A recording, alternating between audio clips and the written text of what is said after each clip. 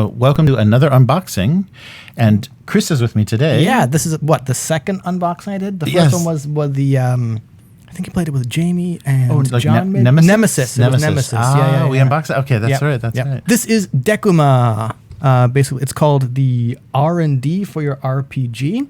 And it is a set of tarot cards, tarot cards, to basically kind of, I believe, put together sort of like a session 0 or provide character options for your game. Nice. I should say it's put out by Golden Lasso Games, which is run by Kimmy Hughes, and this was a Kickstarter reward that just showed up the other day. It was I like this person, I like kind of what they're doing, so I'm going to back this project. So unboxing it will give me more information about what's inside. Okay. Nice. So system agnostic. That's a good idea. Yeah, and anything that would help like world building in like a session 0 is a good thing because there's not a lot of that. Yeah. Apart from Powered by the Apocalypse games, where we played like Masks or Monster Hearts, where building those character connections, right, doing all the stuff and filling out playbooks at the table kind of acts like the session 0, or at least like no, because you still have to do other stuff, right? But I was saying that's kind of the one of the last times we did a session 0, apart from the D&D pirate game. Oh yeah, I never got a chance to play and pass that first session, right? So, but now I was just thinking, like, when you do a session 0 or games where you do a session 0, I think there's a lot more player buy-in, and so there's a lot more. Well, except for that D&D game that I bailed on. Sorry, scheduling just didn't work out. Right? Anyway, I'm trying to say, players having more buy-in to whatever setting of the game you're playing often encourages more interaction, right? More ownership over the setting and what's going on kind of encourages people to play. No, I think so, definitely. That whole world building thing that we did with Chris was really cool, and it kind of like we could flavor everything appropriately, and then we kind of like, here's where these nations are, here's where like the pirate city is. That was that is true. It does connect you to that world because it feels like an original creation, and it's better than you would have done on your own. Or than definitely. The GM would have done. The collaboration helps. That collaborative aspect. It's better than what you would have done on your own because nobody's that good, and like you kind of, not in a selfish way. Ideally, but you kind of feel like you own bits of that setting, and so you're more invested in seeing these things you've created kind of pop up during the game. Yeah. Which I suppose could be dangerous if the GM goes, okay, and now we're going to do this thing over here. So all that stuff we wrote, forget it happened, right? Right. Of course, I think everyone would get up and walk out. And I think the GM has to do a nice guided, what does this look like? Who's the big bad? Who's the opposition? I think they have to do a good job guiding you through that so that you kind of touch on everything and everything has some balance. We're getting a little mildly off topic here, but maybe this will be addressed in the game. Do you think of players or even GMs saying, I don't know, to one of those questions like, what does this look like? Right. Or who is this the big bad? Like, I'm going to answer my own question first, right? I think if it's the constant answer, then why are we doing this? Yes, right. Like, if you don't give have me any something, opinions, right? But there are some things that maybe you want to leave unanswered because it'll be a revelation, or it'll kind of determine how you're interacting with various factions or whatever. Oh, they turn out we sided against them, so there's the opposition right there. Yeah. Cool. Yeah, good. All right, so I'm going to very carefully open this. Hey, I've got a 4-year-old. My stuff gets unboxed for me if I'm not careful. And all your birthday presents unwrapped and everything. Yeah, really. I don't even get birthday presents anymore. It's a snug-fitting box. That is a snug-fitting box. It's beautiful, though. Yeah, it's really well done. Oh, yeah, look at that. There's even stuff on the outside. Cool. Yeah, there's like, is that embossed or is it just the foil detail? Yeah, that's nice. Is it a foil detail or is it just metallic is the ink? whole, maybe it's metallic ink with the whole thing having like a varnish. Yeah. Sorry, printing geek out over here. I do miss that. Nice. Yeah, I keep thinking about my first real job was pre-press technician. So shipping film and digital files to China to print stuff like this, and then getting to go to like printing houses and seeing spot varnish and how you print white on metallic sheets and stuff like that. Cool. And that's pretty cool. So let's see. Ooh, that's ominous. So we've got our, I guess that's a tarot-sized booklet. I'm guessing the instruction booklet, with decently sized text. I mean, it's not. Yeah. It's not, oh yeah, I got to tip it up that way. Hey. Right. Yeah, very readable. Okay. So again, I'm not going to obviously spoil this, but ooh. So basically, yep, Decuma, the R&D for your RPG, required supplies. Okay, the Decuma deck and a large blank paper and drawing implement. Oh. Probably to put out like character maps and right. Yeah, to kind of relationship maps. Yeah. Ooh, nice. Ooh, there are instructions in here. Oh, good. Okay, so yeah, unboxing is not actually playing, but ooh, interesting. Okay, cool.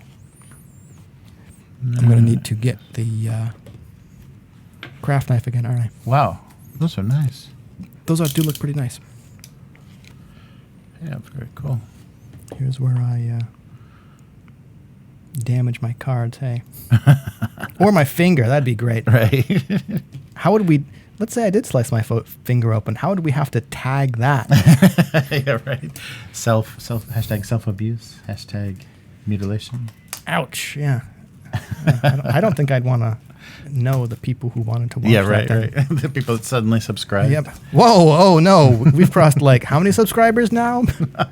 So it looks like Tarot deck is how many cards? I forget, like 72, I think. Oh yeah. It's more than a normal. It's like the 4 suits, sometimes 5 within like the major arcana, which are like 13, 14, 15, maybe 72, something like that. I went into math, not art. No, reverse that around. Cool. So, that's nice. So I should say, the Kickstarter for this is obviously over. It looks like the game is available from Drive-Thru RPG and itch.io. That's what it said on the Golden Lasso Games website. Oh, cool. I imagine since itch.io doesn't actually do physical product fulfillment, that's how you would get PDF only. Right. Drive-Thru RPG does have Drive-Thru cards, so that you might be able to get a physical copy on Drive-Thru RPG. So, cool. Wow. Cool. Yeah, so this version that we have now, it was only available through the crowdfunding. Otherwise, it's going to be print on demand or digital. I don't know. Yeah. I would have to go and check. But seeing as how it is available on Drive-Thru RPG, I have to assume it's print on demand. Right. Interesting. Cool. So let's see. Death, judgment, justice. Oh, cool. Strength, and just like with temperance. Tarot, it depends on, there's 2 Oh, look at that. Depending on how it's oriented. It's like, so if it comes up upside down, it may have a different, nice. different meaning, different I was wondering reference. if, 'cause I have a couple tarot decks, because I was trying to put together some kind of tarot-inspired either game or setup like that. It looks like, I saw the High Priestess, Magician, the Moon, Stars, Sun, World. I think these are the major arcana. Wow. Wheel of Fortune. This is card. Oh, yep. And it is. Oh, and they are titled, Justice, Judgment. I was trying to remember if they were there, but it looks like this would be like the 2 of possibly pentacles or coins. So I was looking, is this card number 2? Because it's very small, but there's like 2 over here. Right. And there's 2 things, and then there's 3. Yeah. Okay. Cool. Wow. So it is. Oh yeah, there's cups. The King Cups. It is an actual tarot deck. So not tarot inspired. Right. Like it uses the tarot or tarot cards. But like you said, there are prints or there are questions. Again, I got to remember to flip it to the camera, not me. Right. There are questions on both the top and bottom of the card, reversed. So yes, as you said, the question you have to answer or the setup you get will determine or will be determined by which way the card is dealt. Which I think, cool. You're supposed to, I don't know. I've found that I can't, when I shuffle cards, I kind of can't mix them up because of all the, quote, training I had from playing like Magic and Netrunner. It's like, no, these don't work if they're upside down. So when you shuffle these things, make sure they're all in the correct order. Right. Oh, interesting. Look, the backgrounds are different. Yeah, cool. So the backs are different so for different purposes then, maybe? So it looks like maybe we're divided between like, major arcana and minor arcana. And then we've got... What was the red one? Stars, suns. Let's just flip this one over real quick.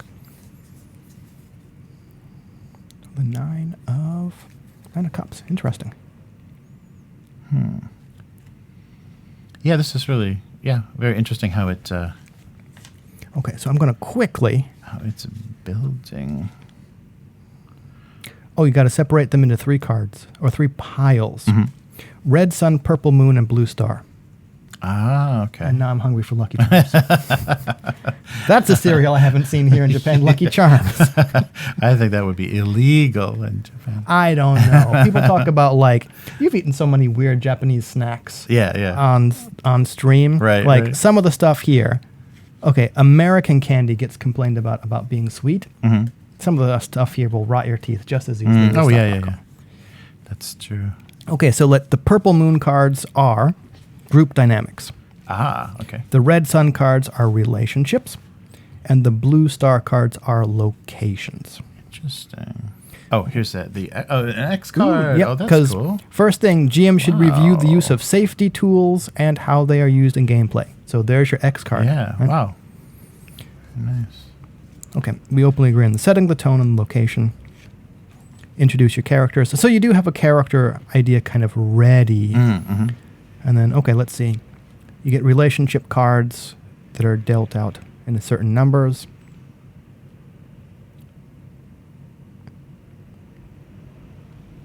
Oh, interesting. Oh, then you introduce the location map.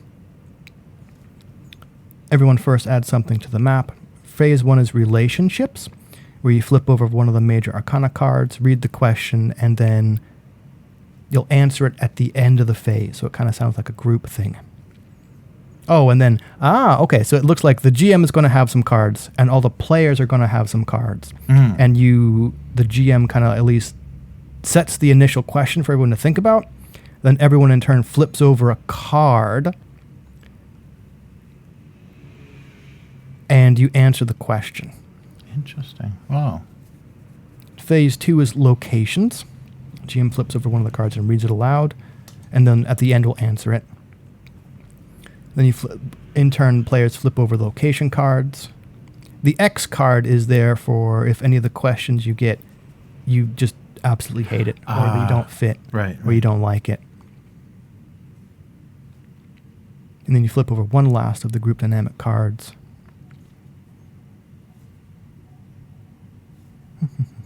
Ooh.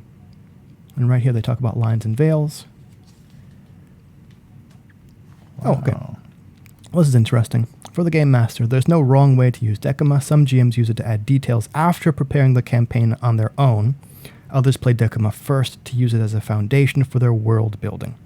And there's a list of variations to do that. I like this. As the GM, enforcing the agreed upon tone and setting for the game is important.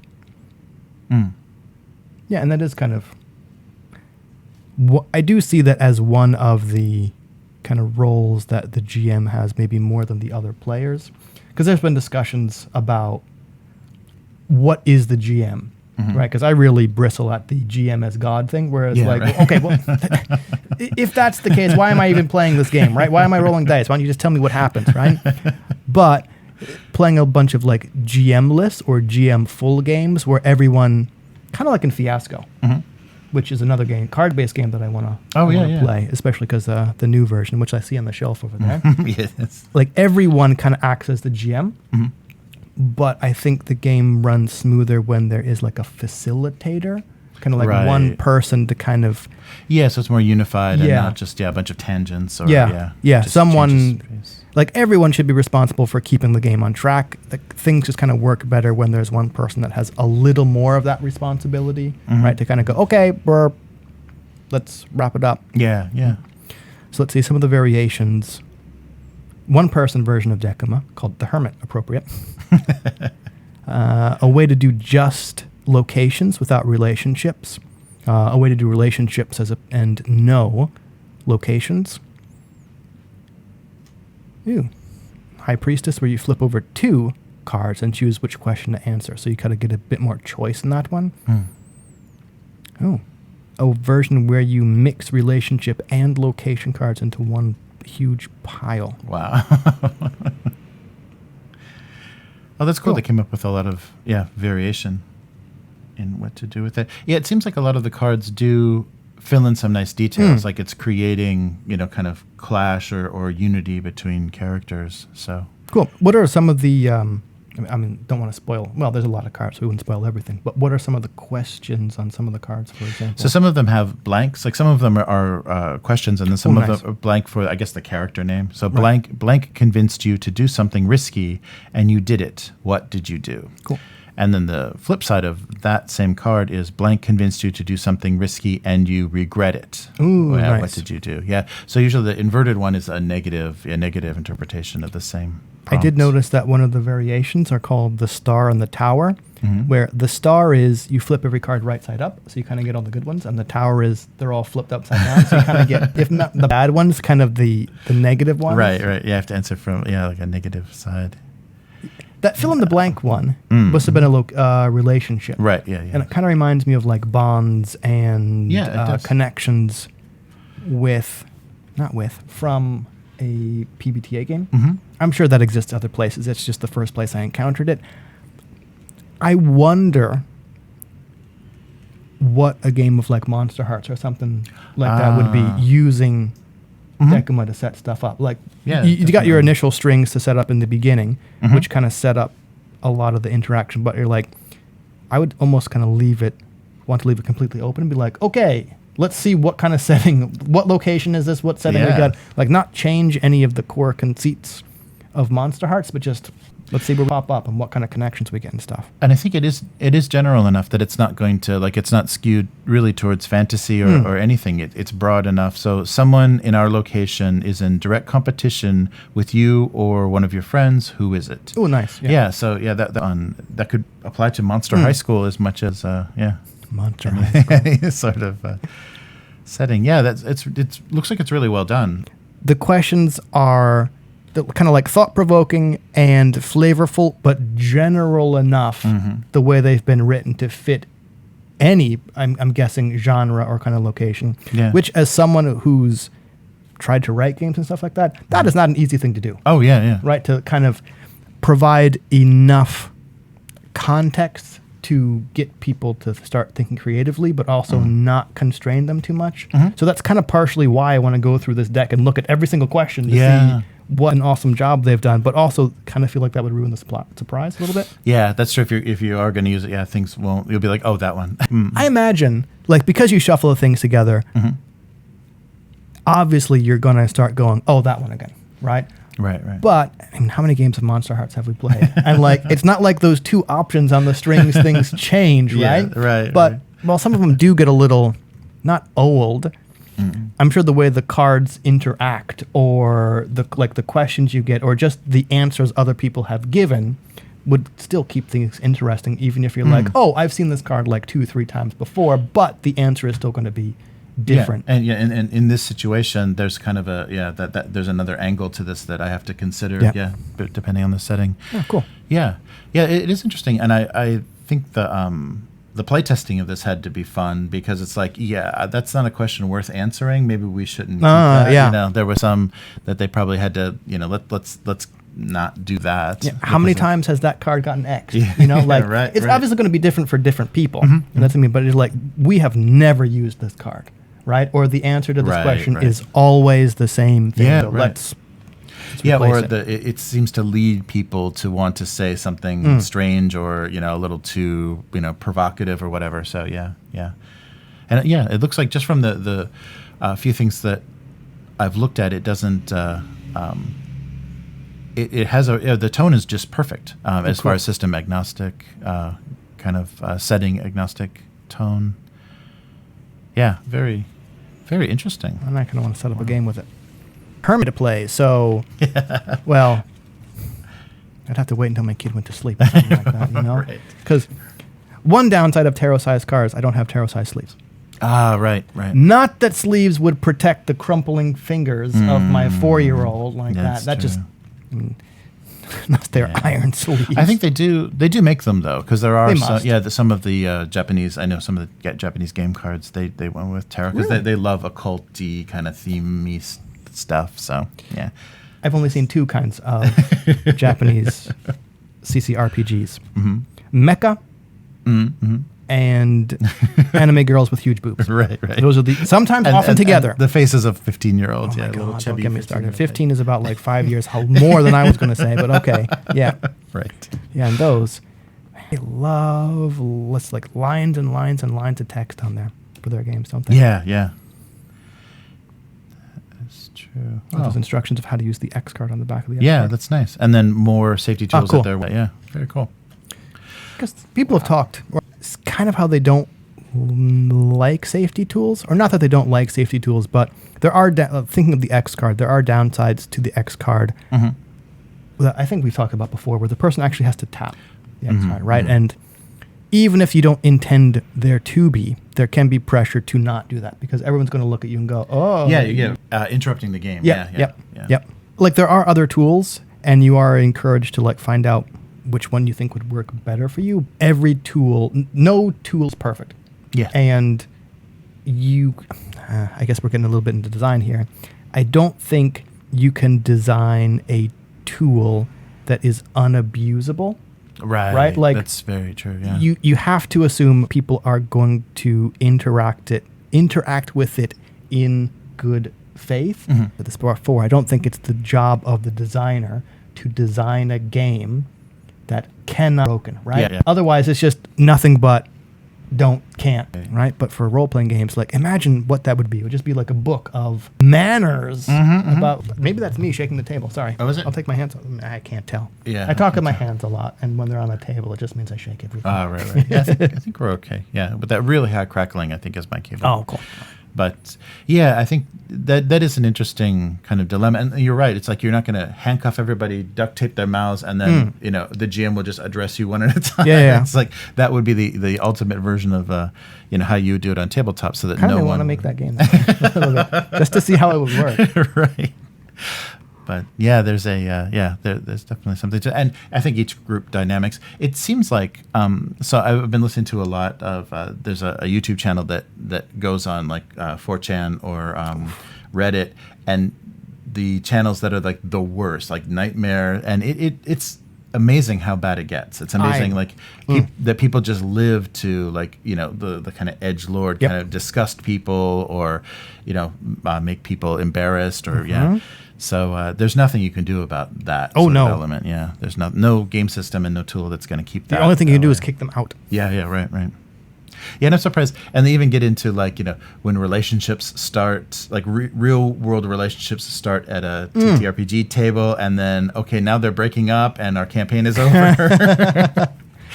Yeah, I've heard those too. Or these people are in a relationship, and it clearly shows because of the favoritism that character is getting, right? Yeah. Luckily, I've never experienced that. I don't think I'd want to play with those people. Yeah. I can't imagine. So, the real tough question is, how much was this from the Kickstarter? Do you remember? I don't remember. But it was reasonable, right? Oh yeah, it was reasonable. Yeah, this is back in. I did back a lot of Kickstarters. Right. I do not remember thinking, "Whoa, my God, that is a high price for." A box of tarot cards. Right. So plus it's all original art too. Yeah. So it's really well executed. Yeah, it looks really good. No, I don't know. I'd have to go and check. I don't know what there must be something on the thing, what the current retail price is. No, because maybe this is what Kickstarter only. But yeah. Nice. And also it was one of those things where, since it was printed in China too, the shipping to Japan was not ridiculous. Yeah. Most of the things that I get on Kickstarter, I have to send to the States just because I'm not paying shipping has gotten ridiculous. 3 times what I pledged just to get this thing, right? Which is unfortunate. Yeah, and so, something we may talk about on the weekly. Asmodee is trying to sell themselves. I think they've realized, board games is not something I want to be in right now. Yeah, so they did all that effort of like buying up, swallowing up all those like small and medium-sized companies, and now they're trying to sell themselves. Them off? Well, I guess we could talk about it on the weekly, but like they're sell themselves or sell off? Asmodee, yeah. So, but that's what's they're going to looking happen. for buyers. Yeah, they're looking for buyers for the whole thing, but that's what's going to happen is it's just going to be some, asset management company, and they're just going to chop it back up. Right. Yeah, so. Well, maybe stealing stuff from the weekly, but do you think that's necessarily a bad thing? Well, if it depends, though, because usually they do it nothing is going to survive intact, right? And they're going to spin stuff off and break stuff off, and it's just going to all fail. Like, right. Yeah, so it's not like they're going to restore like Fantasy Flight and everything to its own separate entities. They're just going to sell stuff off for the IPs, right. and people are going to gobble those up, and so we'll see. So I hope that really doesn't happen, because that's not boding well for the narrative game system, the Genesis. Genesis. So Fantasy Flight owns that, but what's going to happen to that if they? I was wondering about that. Yeah. Okay. So Fantasy Flight owns Genesis, and then their Android setting. Yeah, but that's owned by Fantasy Flight as well. Mm-hmm. Yeah. So that they have things that then will maybe be. Really, that wouldn't revert to. Wait, sorry, I'm getting a little bit confused. Mm-hmm. Is Fantasy Flight Games owned by Asmodee? Yes. All right, there's your question. Yeah. Right? So then that's gonna. Who knows what's gonna happen with that? It could be a big, wonderful auction. I was just gonna say, like, could that actually happen? Where like whatever asset management buys Asmodee could be like chop it. So like you, for example, like you get Genesis and you get the Android setting. Right. And whatever makes them the most money. That's why it's so ugly. Yeah. Okay. However you cut it up to get the most out of it. Yeah. Whoever's gonna pay the biggest price. I just want that. Oh, okay, sure. I want those funky dice, right? Yeah. Could you even trademark that? Ouch. Yeah. Anyway. Yeah. So that's So speaking of like physical things, it sounds like nobody wants to be in the. So I'm really surprised that tabletop Kickstarters in the last 2 years have done really well, because they are facing the shipping problem. Yeah, they've been the totals have been really high. We don't know fulfillment and everything.